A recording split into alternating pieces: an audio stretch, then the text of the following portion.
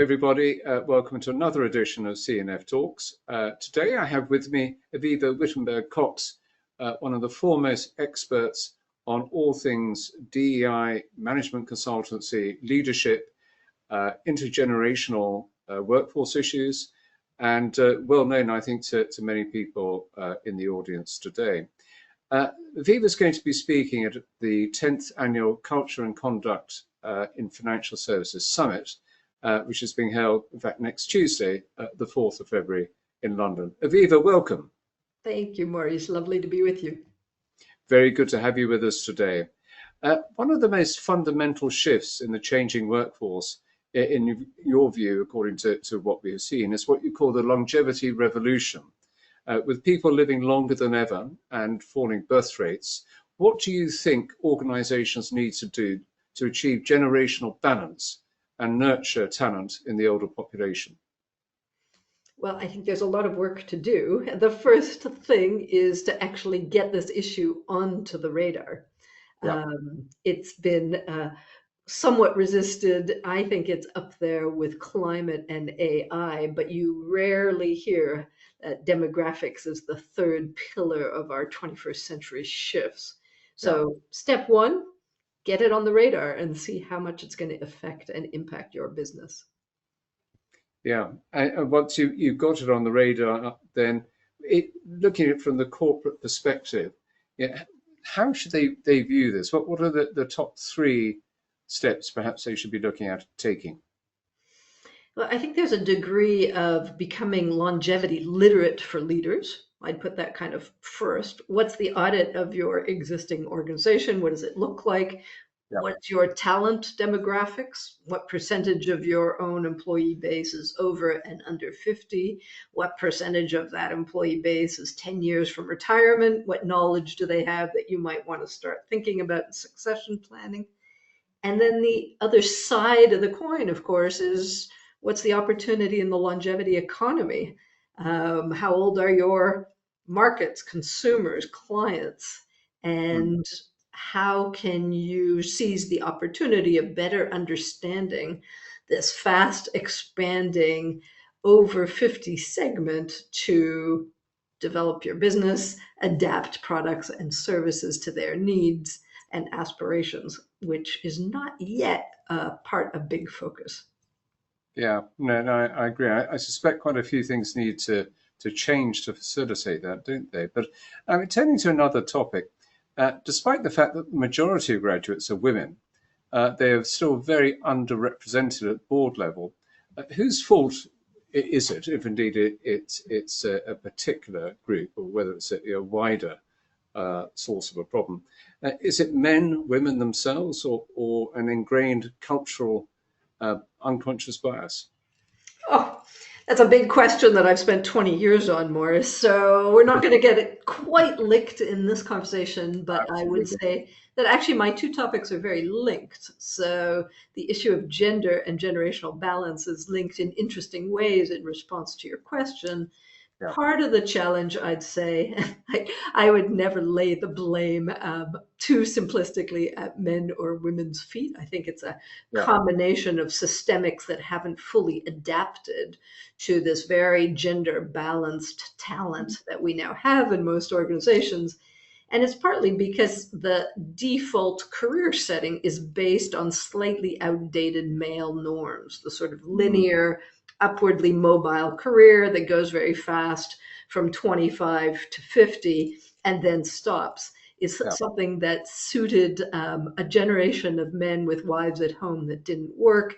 Now, in a world of dual career couples and much more gender balanced talent, the fact that we're going to live longer and work much longer opens up what I call this whole third quarter of life, which is the 25 years after 50, which I think will be some of women in particular, but any parent, prime career years, where you're not so desperately juggling family and career prospects as you are in what I call Q2, the 25 years before 50, but you have much more time. The problem right now is that companies are almost entirely focused on Q2 workforces, and nudge anybody over 50 slowly but gently out the door.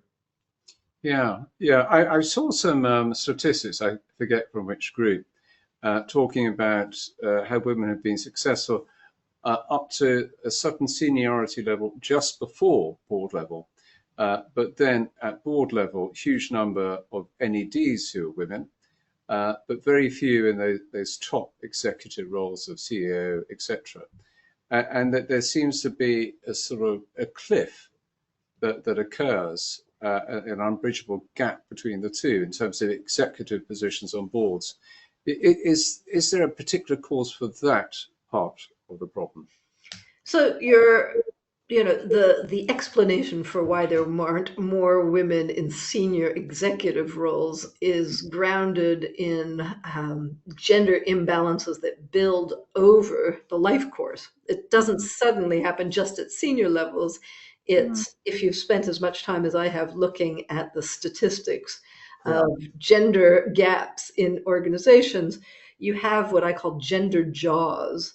Every company has their gender jaws. So it's basically the ratio of men and women at different levels as you go up through the organization. And what we see today is what we've accomplished is we've gender balanced the entry levels of organizations. They're pretty balanced, if not even sometimes in many organizations, increasingly female dominated. But what happens is as you go up through the ranks, based on a pretty classic male, linear, uninterrupted career pattern, you tend to lose a percentage of women at almost every promotion level. And you see the percentage of women fall, the percentage of men rise, so that at the end, you end up with these rather large gaps. And what you look at is the explanation for that, which is a mix of leadership skill in driving balance, management competencies in changing and shifting cultures so that they are equally hospitable to both genders. And you have to manage the differences in work and life priorities across the entire life course. And that's what we haven't really done. And so we lose a lot of women, I would argue, in their late 40s, early 50s, which is actually exactly when we should be starting to accelerate them and promote them into the levels you're talking about. Yeah, very interesting.